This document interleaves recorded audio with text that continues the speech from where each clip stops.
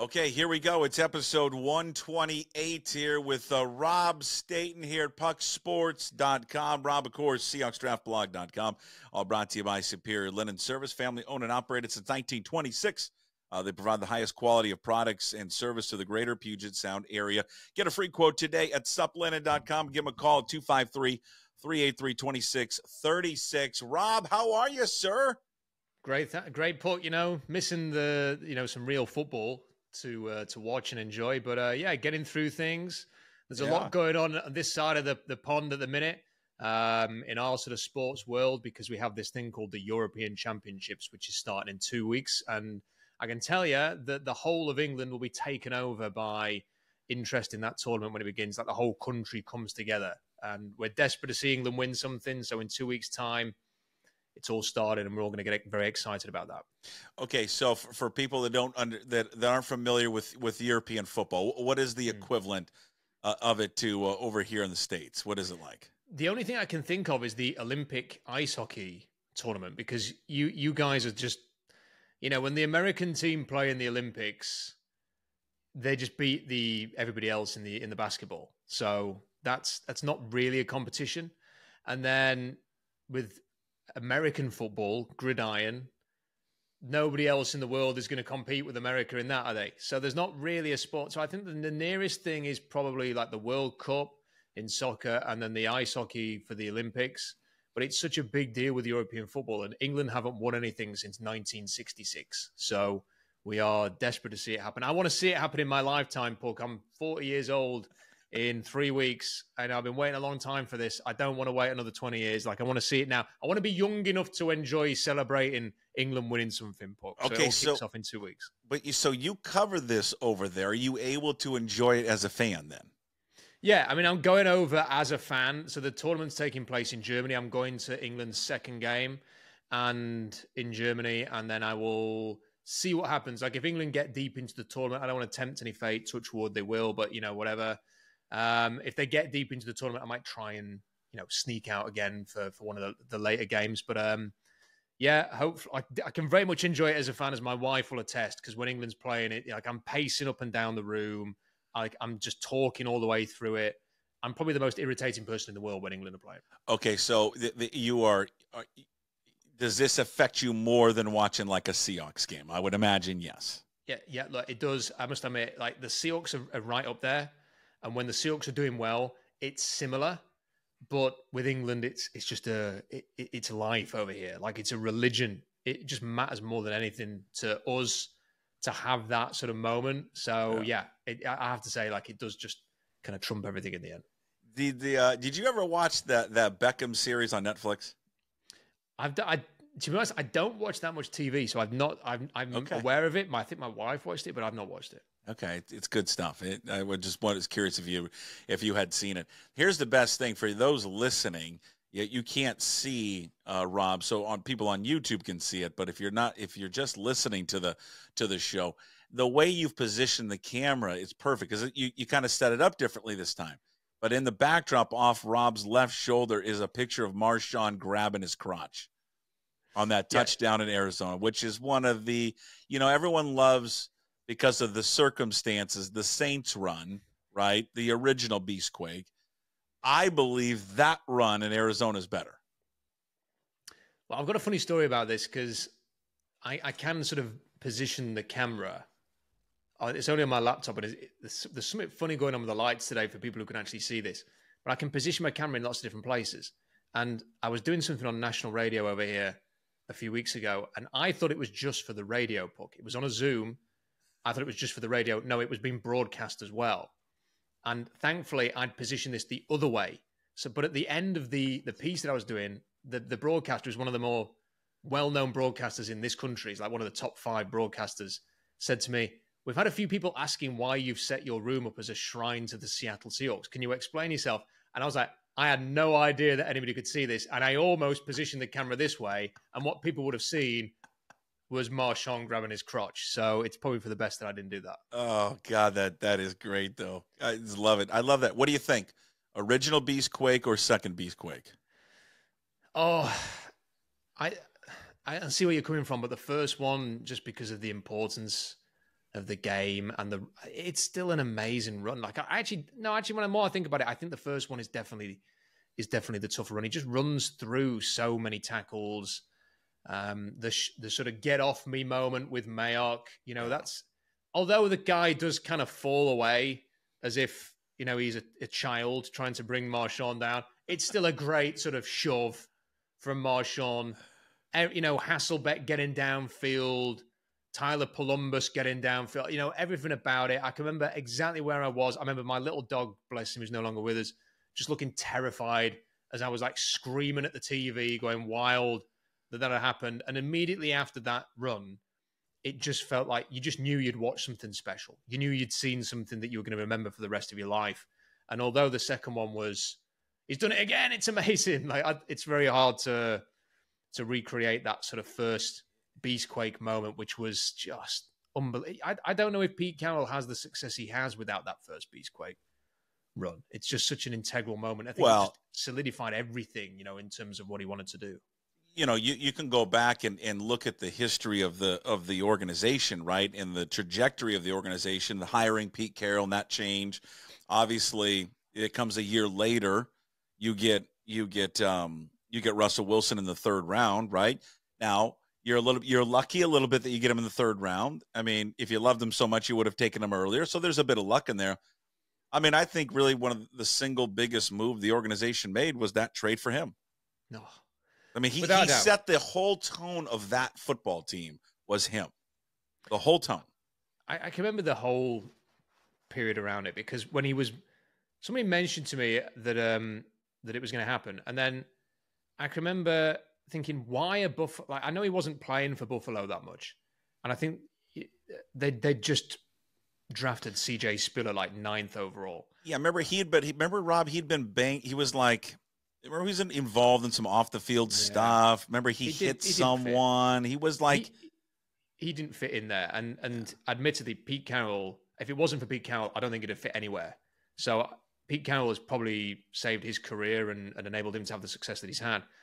But I remember thinking that guy destroyed the Seahawks. I think it was like 2008, first game of the season. He just ran all over them. How on earth is he available? And then when he came in, it just felt like, okay, this is a serious trade. This is a very serious, getting Marshawn Lynch so important. And I can remember throughout his sort of peak years, writing so many articles on Seahawks Draft Blog saying, I don't know what the Seahawks are going to do when this guy isn't with us anymore. Like there were so many games where you got to half time and the Seahawks weren't playing well, or they were even losing a game.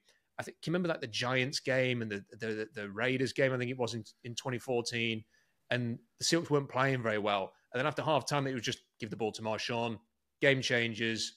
Yeah. Seahawks win at a canter, and you just think he was a special player. Whenever it gets to the point, I can't remember how many years because he played in 2019, didn't he? So we're coming up to the point when he's eligible for the Hall of Fame.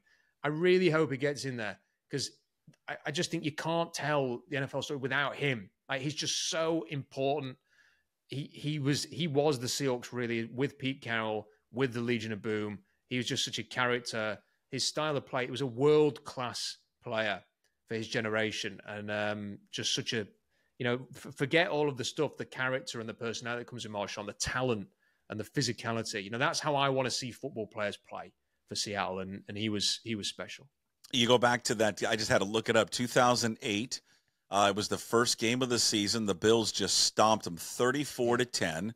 He had 76 yards on 18 carries and a touchdown. He also had 3 catches for 18 yards. Now, I'm going to see if how your Seahawks history is right now. If you would now, I'll preface this by saying if you would ask me this, I would have no idea, no clue. So when I look this up, I'm like, okay.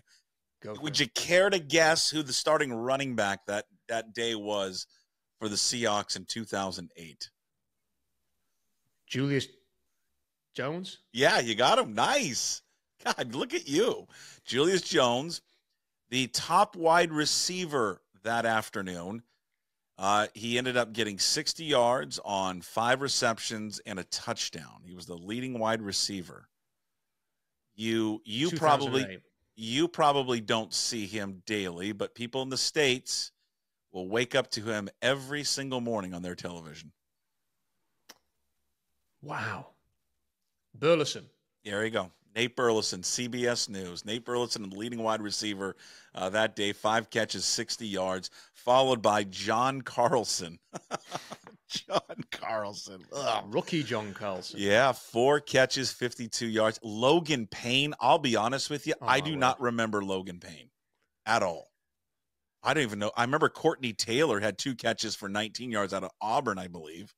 But let me pull up Logan Payne. He went to Minnesota. I mean, I don't even. Do you remember Logan Payne? He played 1 year. That season was it. 2 games played. That was it. That's all he played. He sounds like a made-up player that would be in like a television series, like the quarterback Logan Payne.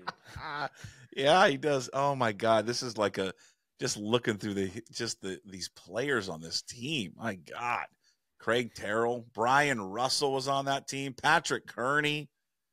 Dion Grant. So that Dion Grant and Brian Russell were like the big splashy. Yeah. Like Patrick Kearney was that year, wasn't he? Mm-hmm. He signed that year. Yeah. That was. I remember going into that season because what we used to do. This was before kids.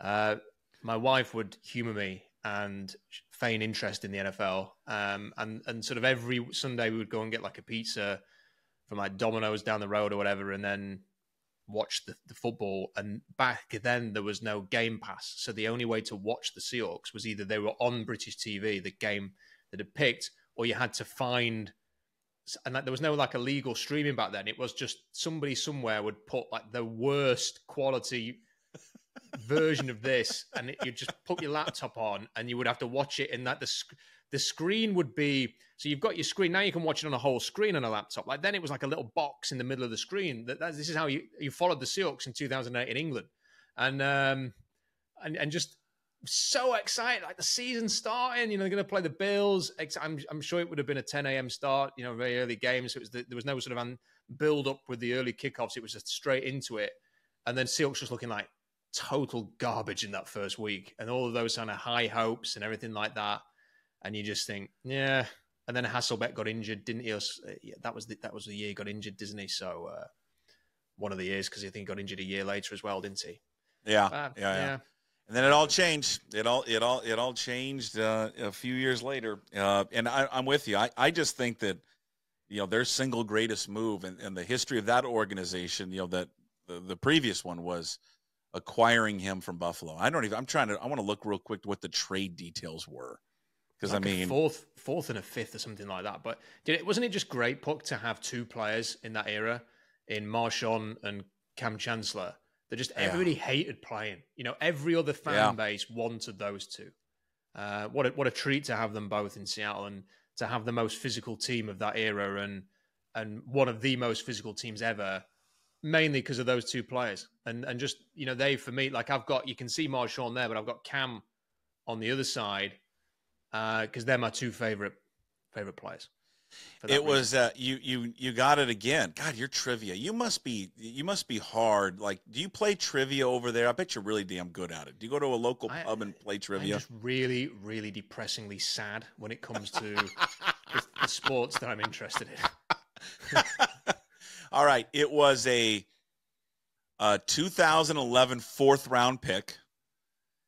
That the Bills received, and a 2012 conditional pick, and that pick is a 6th round selection that became a 5th round based on his productivity there in Seattle.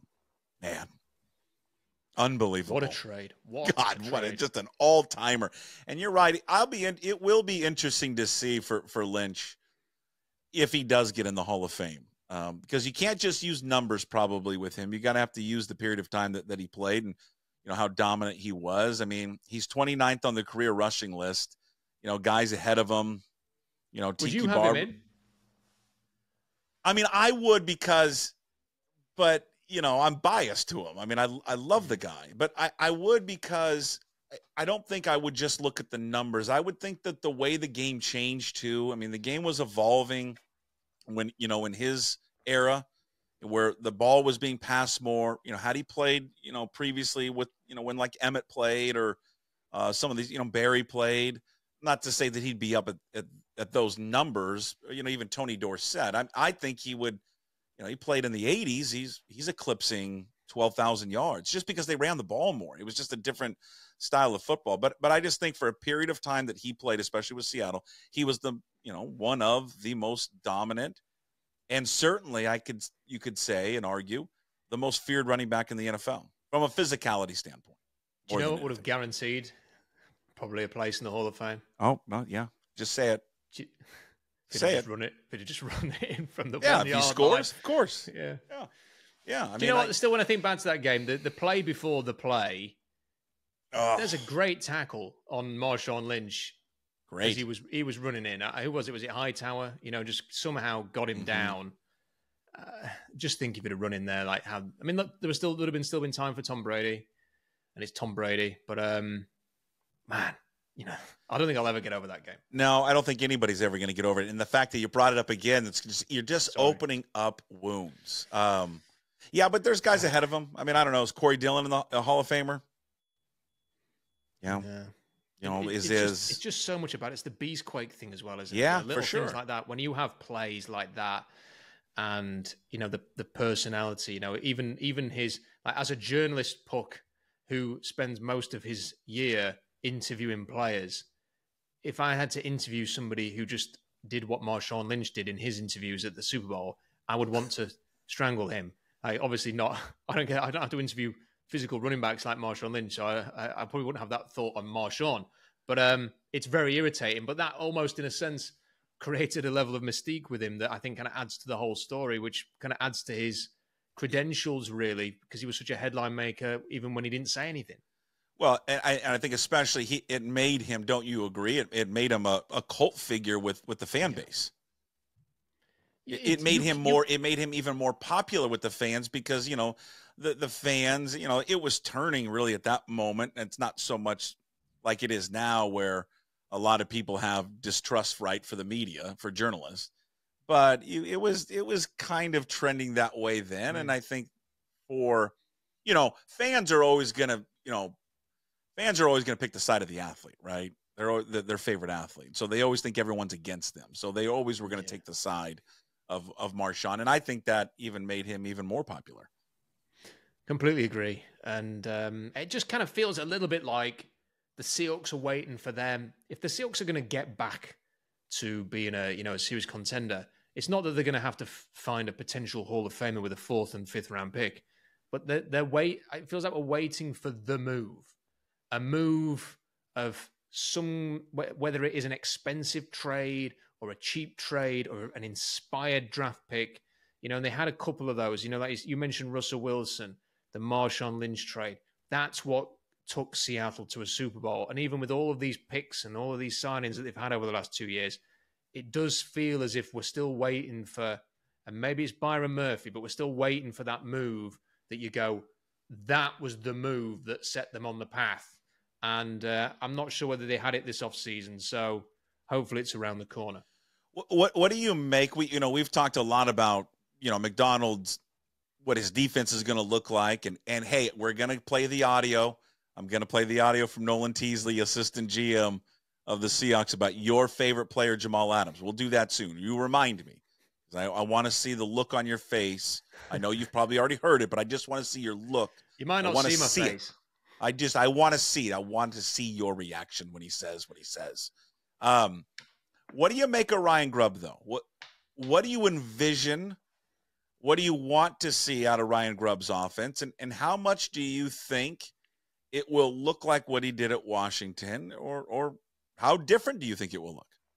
Well, I'm very excited about how I think he's going to use DK Metcalf and Jackson Smith and Jigba, because I think Metcalf is going to play the Odunze role, and I think he's well suited to that. You create opportunities 1v1. It's not just on the outside, but you use your other players and your scheming to create those 1v1 opportunities, and then you go after it. You attack it. When Michael Penix Jr. saw Odunze 1v1, he never hesitated to throw it his way, let him go up and win the pass. So I want to see a lot of that. I think it's going to come. I also want to see it because I want to see DK Metcalf challenged to succeed in that environment, because he's got everything physically. Yeah, I always kind of feel like when you watch Mike Evans for Tampa Bay, who always seems to play well against Seattle, or if you watch Julio Jones, who always seems to play well against Seattle, they would they would dominate those 1v1 opportunities. I don't think DK Metcalf has done that at any point in his career consistently. So I want to see him get those opportunities to see if he can take that next step, which he kind of been waiting for ever since he was drafted. So on that, I think that is potentially very good. I think Jackson Smith-Njigba's got all the talent in the world. And when you see what Grubb was able to do with not just Odunze, but with McMillan and with Polk, I think there's going to be a role for Jackson Smith-Njigba where he could have a major breakout year. You know, if I was doing a fantasy draft, and I will be in a few weeks' time, I'll probably make sure that at some point I'm sneaking Jackson Smith-Njigba in a value area, because I just think if he stays healthy in this scheme, it's perfectly set up for him. So I'm excited about that. I'd like to see him, yes, attacking every blade of grass like they did at Washington, explosive, and then filter in the running game. I don't want to see them force the running game just because they feel like, crikey, you know, we've spent 2 second-round picks on 2 of these running backs. I don't want to see them force that, but I think it complemented the passing game at Washington, and I'd like to see it complement it in Seattle as well. But I have very few fears. I think if anything doesn't work under Grubb, I don't think it'll be for any tactical thing, schematic thing, or any limitations within Grubb and his ability as offensive coordinator. I think it'll just be because they need to get different players to make it work. And I'm intrigued to see who's going to sink and who's going to swim under Ryan Grubb, because by all accounts, he's not a shrinking violet. He is not Shane Waldron. He's going to have expectations of his players, and he's going to expect them to deliver. And I think he has probably a slightly different personality than maybe some of these players have been used to with Waldron and Schottenheimer. So I'm interested to see how that's going to work out. Do you think, like, in terms of how it looks? See, for me, I'm going to be intrigued how much it does look like Washington. I certainly don't think they're going to throw the ball all around the yard like they did at Washington. I think you'll see an offense that is going to kind of mirror the NFL a little bit more, where they run it or try to be a little bit more balanced. You know, if you go back at his time, you know, and they were even affected like I was going to go back to their time at Fresno State, and I'll get there in a second. But if you go back and look at their success in the last 2 years, when their offense was really humming, I mean, Penix gets a lot of credit, and they had a great offensive line. And then, you know, the wide receivers were nuts.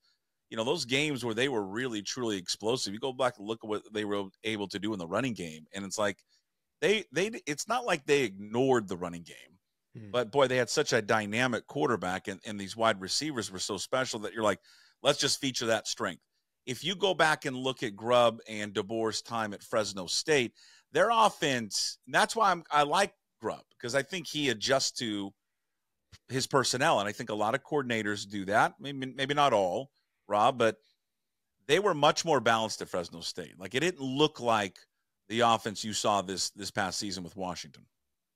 I also think, Puck, that I think John Schneider has a clear idea what he wants in a quarterback. And I think it's somebody who's obviously not Brett Favre, because he's Brett Favre, but has got that same kind of playing style.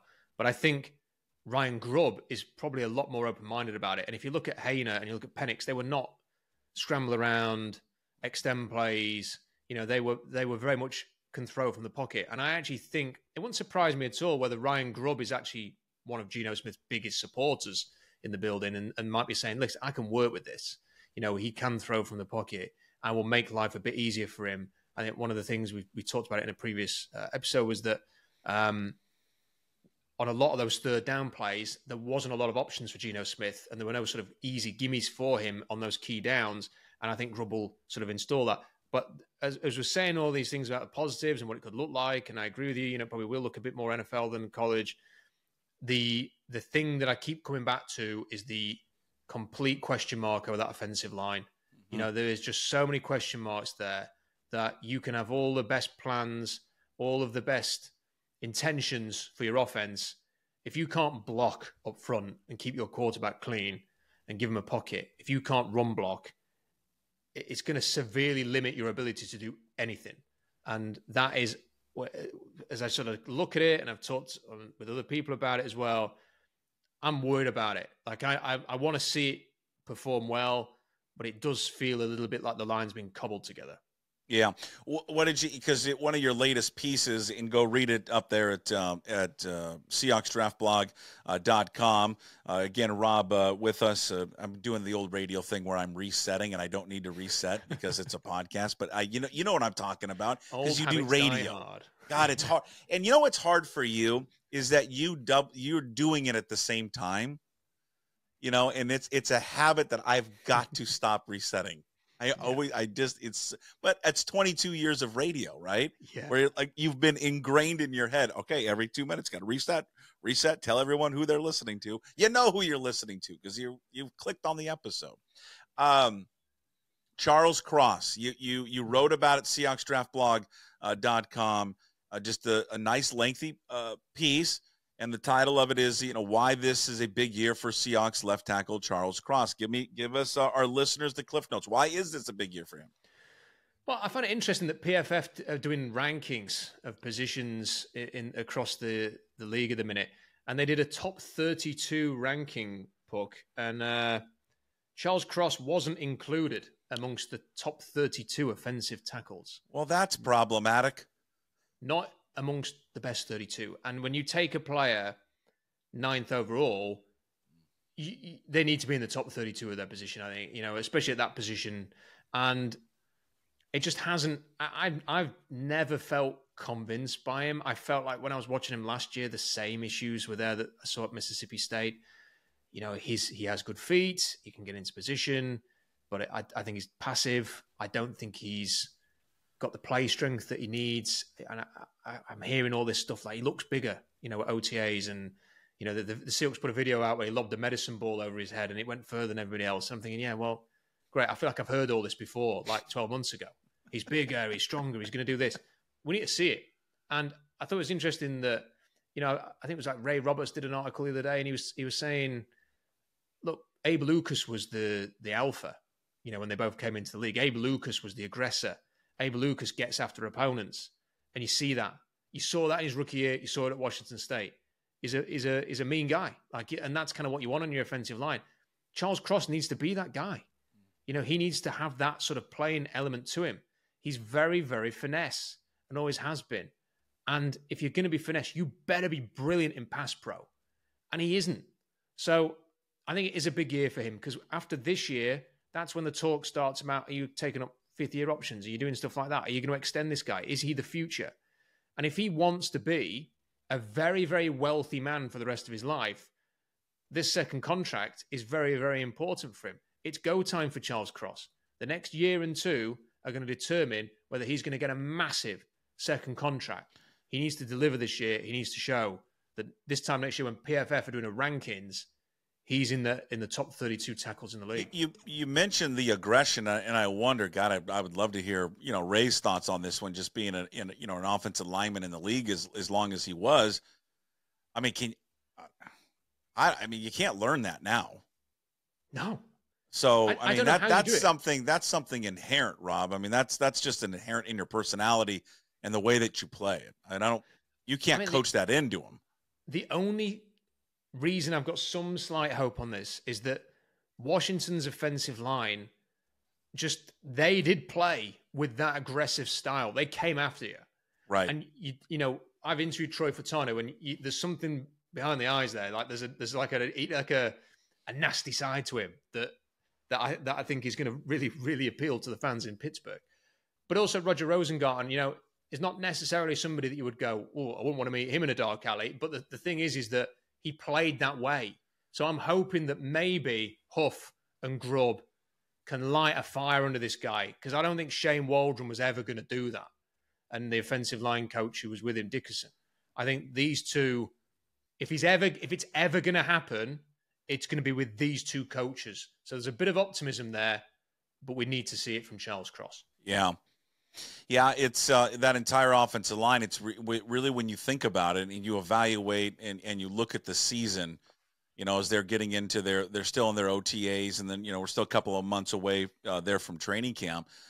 That again, I mean, the success of this football team, right, Rob? And this just seems like it's a broken record. I mean, we could, if we were doing this a year ago, I bet you we could pull up tape and we'd be talking about the same thing on May 30th. And I hope a year from now we're still doing this, and on May 30th in 2025 we're not bringing it up again. But, you got another season, at least going into a season where one of the biggest question marks or concerns is going to be the play of both lines.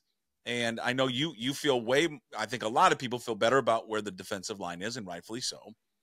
But again, we're going to have another year where it's like, well, this offense and this team is going to go how that offensive line goes. And you're right. They have got to get this correct, because it doesn't matter how good Ryan Grubb is calling plays or how good Geno Smith can be under Ryan Grubb. If he's got no time to throw, then none of it matters. You're absolutely true. And the worst thing is, Puck, and this might be a nice segue for you, the guy who's ranked 5th on the PFF rankings list is Christian Darrisaw. And the Vikings took Christian Darrisaw with a pick acquired from the New York Jets in the Jamal Adams trade. So you're telling me it's the gift that keeps on giving. Could have had Christian Darrisaw, had Jamal Adams instead. Okay, now speaking of Jamal Adams, and you're right, because you are a radio guy, that was a perfect segue to this. So, recorded this last week. I sent it to you, so you had seen it, but I didn't get to see your reaction to it. Nolan Teasley, for those who don't know, Nolan is the assistant general manager for the Seattle Seahawks. He has done quite a rise through the organization. It's a guy that when he got out of college, Central Washington, which is a few hours east here of Seattle, he went into marketing. He didn't even go into football, and then he's like, I kind of want to get back into football. He played at Central. He was a running back, and then he's just had a rapid rise through the organization. Last couple of years, he is being the assistant GM. So he joined me last week. We played this interview on Monday. And obviously one of the bigger topics in this offseason has been Jamal Adams and whether or not the Seahawks would bring him back. There's just been a lot of smoke of them entertaining bringing him back because, hey, we still think he's a good football player. We need help at linebacker. And there's been this undercurrent with the personnel side and maybe the previous coaching staff. The previous staff didn't use him the way that we envisioned when we acquired him. But here's Nolan Teasley talking about Jamal Adams. Oh, maybe not. That's hey, now that's a rim shot. And you know what though, Rob? In a weird way, the rim shot kind of worked there. It works. It worked. Okay, here's Teasley, I promise. We love his spirit. We love his competitiveness, the energy that he brings. We're always going to keep those lines of communication open so that'll continue to be the case. We're certainly open to it until it's not a possibility anymore. It's a dynamic football player when you're talking about Jamal when he's healthy and at his best. So I would leave that up to the coaching staff. His ability to disrupt close to the line of scrimmage, my opinion, that's where he plays his best football in both phases. Really as a blitzer, as a run defender, his ability to knife through and shoot gaps and, again, be disruptive, and match with tight ends, things of that nature. But ultimately, I think he's capable of a lot of different things, and that's the football player that you're acquiring. And I think we have a really good defensive staff headed by Mike, and to see what they would be able to do with a player that caliber would be interesting. It's kind of that last part where he says it would be interesting to see what this new staff would do with the caliber of player of Jamal Adams. When you listen to that,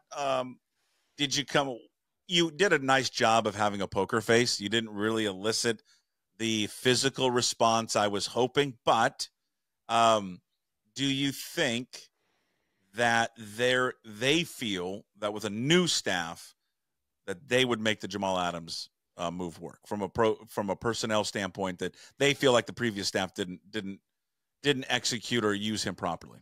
I can't get it out of my head, Puck. All I heard there was when he's healthy and at his best.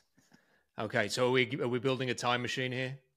Are we going back 4 or 5 years to when he was playing at his best for the Jets?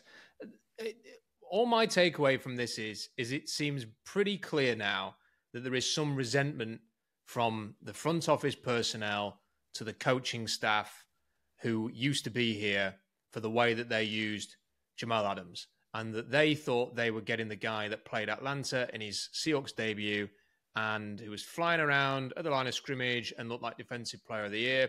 and then they had him playing all sorts of different things, and he was a total non-entity. He was a non-factor, and he's got beat up, he's got injured, to be really honest, has become a bad player as a consequence. And this idea that I understand why they would say what they're saying, because healthy peak Jamal Adams is perfect for like the Kyle Hamilton style role in Mike Macdonald's scheme.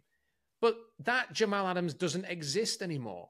Like the idea of Jamal Adams playing up at the line of scrimmage and staying healthy and being impactful, it seems like true wishful thinking. And when they say stuff like they could match him up with tight ends, I'm sorry. If they put him on George Kittle's going to have 150 yards against the Seahawks. Like, it's just not going to happen. I think it's a shame. It's a shame that the coaching staff from a few years ago, when they acquired Jamal Adams, didn't use him the way that the front office hoped for. But trying desperately to bring, not trying desperately, but this idea that they could bring him back and that Mike Macdonald will get him back to the good old days when Jamal Adams was playing at his best for the Jets and playing at an all-pro level. I don't think that Jamal Adams exists anymore, Puck. And I think they need to let this one go. As I've said to you before, they need to do the Frozen thing and let it go. Like, just move on. And it's not just for the fact that I think he's a poor player. I don't want to see him play for the Seahawks anymore.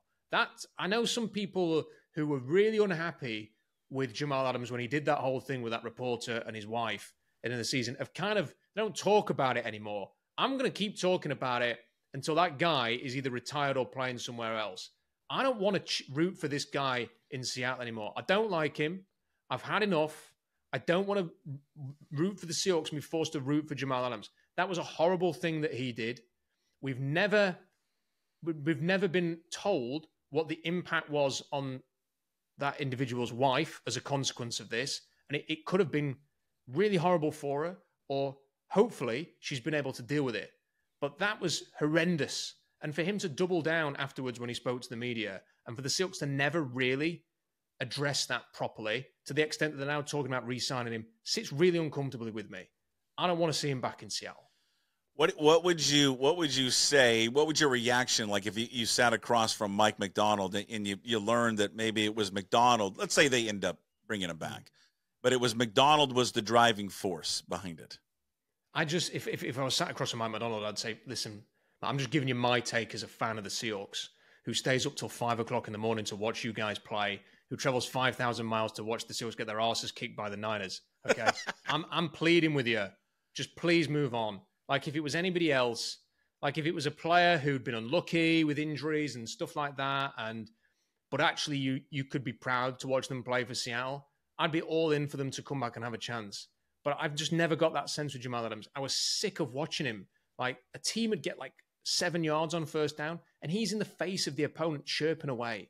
That Dallas game where he was in the face all the time, to the point that he gives up a touchdown right at the end, and CeeDee Lamb sprints from one end of the field to the other to laugh in his face. He was embarrassing to have on the Seahawks. And then when he did the thing he did with the reporter, who it was off that play that led to the reporter saying, yikes. And then the whole thing spiraled from that. I don't like him. I don't want him to represent the Seahawks. And I don't think the Seahawks need him. Like, he's not going to be, in whatever shape or form you bring Jamal Adams back, he is not going to be the difference between, let's say, a playoff team and a Super Bowl team. If you want that kind of player, you've got to go and find them. And by the way, I think Devin Witherspoon's very capable of doing that role. Like, you've drafted 2 cornerbacks. You've retained Tariq Woolen, Trey Brown. You've got some depth at corner. If you want to move Devin Witherspoon inside and have him playing some of that role, he's not as big as Jamal Adams, but the guy can blitz. The guy can cover better than Jamal Adams. The guy can pack a punch when he does get into the backfield. I'd be thinking of playing Devin Witherspoon there and letting him be your all-pro impact defender inside. I just been off this Jamal Adams idea, because they keep saying linebacker, but it's not really, is it? It's more big nickel, blitzing safety. he's not going to line up at middle linebacker like Bobby Wagner, is he? Or Jordan Brooks on the weak side. Like, come on, that's not. He is what he is. He's going to be like a big nickel. So I know you're you're anti Adams coming back. People go, people say to me all the time, "You always talk about Jamal Adams." Well, he won't go away. So like, I mean, you're right. He won't go away, and they keep talking about it, and we keep asking about it, but they keep answering it. So I wonder, there is probably a possibility that they'll do it. So we'll see. And I just want to see when I would love to be next to you the second you read some tweet. Mike Garafolo reports Jamal Adams is signing with the Seattle Seahawks.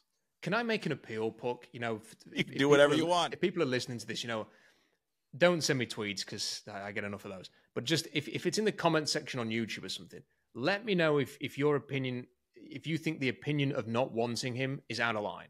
Like, I'd be interested to know what Seahawks fans feel about this, because there was a real sort of, I'd say, force against Jamal Adams when that happened, but you don't feel it anymore as this kind of topic comes along. And I think some people are kind of like, they're sort of considering it a bit more. I'd be interested to know if people have changed their opinion.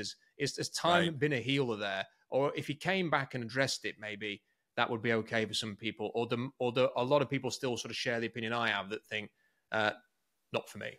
Yeah. You're the best, man. Rob Staton, every Thursday, brought to you by Superior Linen Service, family owned and operated since 1926. Get a free quote today, suplinen.com. Give them a call, 253-383-2636. Tell everyone where they can find all your work. SeahawksDraftBlog.com, Rob Staton Football on YouTube, and if you can live with a bit of English soccer over the coming months, Rob Staton on Twitter, all one word. And we won't be able to see it, or maybe we can. Rob, as we record this on a Thursday, on Friday he's doing a live show for his radio program. Is that going to be streamed somewhere? Can we watch it? It's not going to be streamed. So we're doing the live show, and we're recording the audio, and it will go on the air at some point next week. But okay. I'm sure there'll be some videos and some photos doing the rounds. But yeah, we're performing somewhere that the Beatles and Elton John have played, and Bon Jovi, so no pressure. Good luck. You're going to do great. Thanks, man. Thank you. There he is. Rob Staton, Seahawks Draft Blog here on pucksports.com.